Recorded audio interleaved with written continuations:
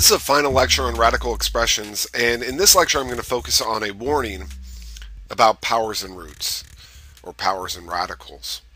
There's a few prereqs we'll need. You'll need to know everything about radicals so far, simplifying radicals, that type of thing, and you'll need to know all about exponents, laws of exponents, and everything that could be taught about exponents. If you're missing any of these prerequisites, you can always view one of my previous videos on radical expressions or exponents. Really, the theorem that I'm going to be talking about and kind of warning you about deals with these two expressions right here. One is the nth power of the nth root of a. The other is the nth root of the nth power of a. Now, up to this point, if you're writing things with rational exponent notation, these should be actually the same answer. If you write these with rational exponents, you'll see that this one right here, you can rewrite as, well, the nth root of a is just a to the 1 over n to the nth power, and then powers to powers multiply, right? So that's a to the n over n, or in other words, a to the first, which is just a. The other one says, oh, I'm taking the nth root of a to the n. The nth root, again, is just the 1 over nth power. And again, powers to powers multiply. So that's a to the n over n, which is a to the first, which is just a. Or is it? And this is where we have a little warning. You see, in the first theorem here, we have that the nth root of a being raised to the nth power. Let's take a few examples to make sure that this always comes out to equal a, just so that we get a little bit used to this. So, few examples here. Example A, let's just do like the third root of a negative 8 raised to the third power. If you look at this, the third root of a negative 8 is a negative 2. But a negative 2 raised to the third power is a negative 8. So I guess the third root and the third power do cancel each other out, and it becomes a negative 8. Along the same lines, let's say that we're dealing with an even power, like the fourth power. The fourth power of the fourth root of 16, let's say. Well, the fourth root of 16 is 2, and 2 to the fourth power is 16. So again, I see that the fourth root and the fourth power cancel each other out very nicely. So far we have an odd root to an odd power, and they seem to undo each other. We have an even root to an even power. They seem to undo each other. But there's one more even root to an even power that we didn't talk about.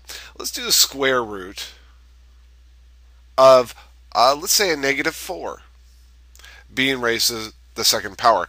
Now, honestly, it depends on who your instructor is, if they will accept this as true or not. Or accept this to be equal to a negative 4.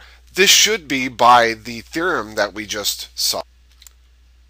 This one right here. It should be true that the second root of a negative 4 should to the second power should equal a negative 4. And what we're going to find here is that it actually is, if you know complex numbers. The second root of a negative 4 is, well, let's see, the square root of a negative is going to be I, and the square root of 4 is going to be 2, so that's 2i to the second power, and then 2 to the second power is 4, I to the second power is a negative 1, so in other words, this is negative 4, which is exactly what we wanted. So it actually does undo.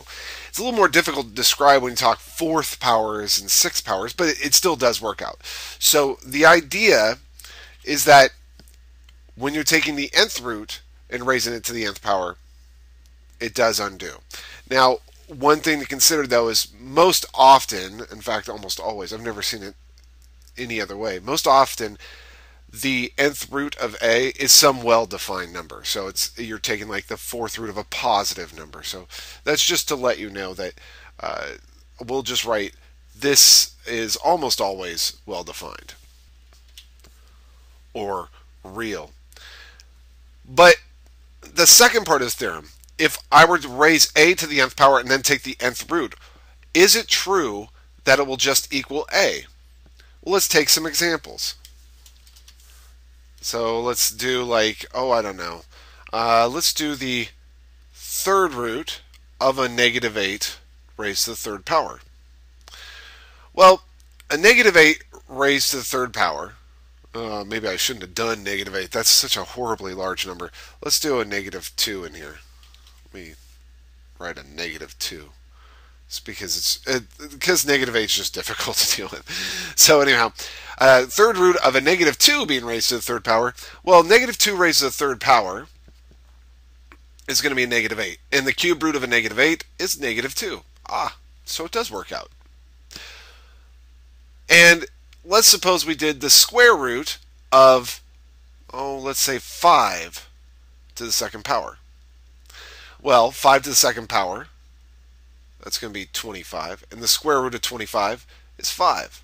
Great. So it does work out. So I guess they do undo each other. So it doesn't look like there's any difference so far. But let's take that last example.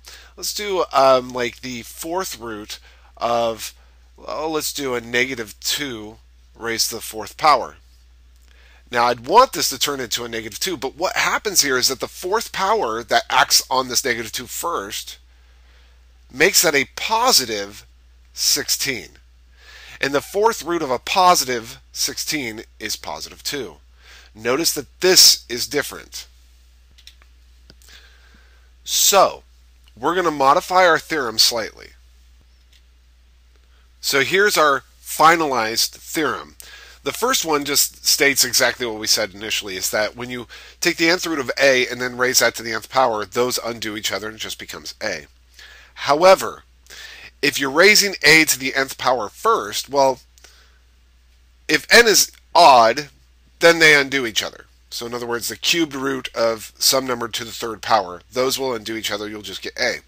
However, if n is even, raising it a to the 16th power, which is an even number, will make that a positive, even if it started as negative. So when you apply the 16th root, you won't get back a negative number, you'll get back a positive number.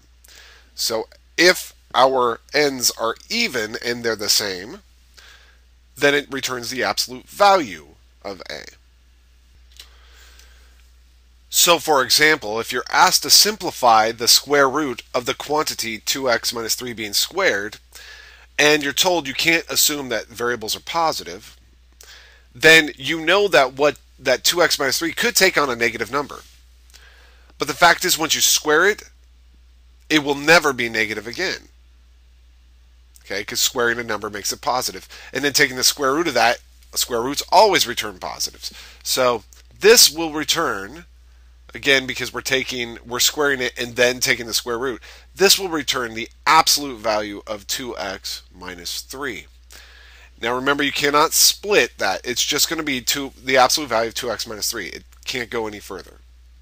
Okay, so don't write this as a warning. Do not write this as the absolute value of 2x plus the absolute value of 3 or something. It's not that. You cannot split that. That's just done. As a final example, let's take a look at this. The square root of the quantity 9x squared minus 6x plus 1. That is not easy to take the square root of written like that. I'm going to go ahead and try to factor that if I can. This actually does factor 3x minus 1 quantity squared. You can check it out. 3x times 3x is 9x squared. Minus 3x is a negative 6x. And then negative 1 times negative 1 is positive 1. Alright, so we're taking the square root of an object squared. That must mean it's going to return the absolute value of the object. The object itself is 3x minus 1. So there you go. That's kind of how you use this theorem. Now just remember that if you were given something like, the square root of x, then squaring it, that's a different story. That just returns x. Because you're assuming, in this case, that x is some number you can take the square root of. Okay, so there is a difference between the two.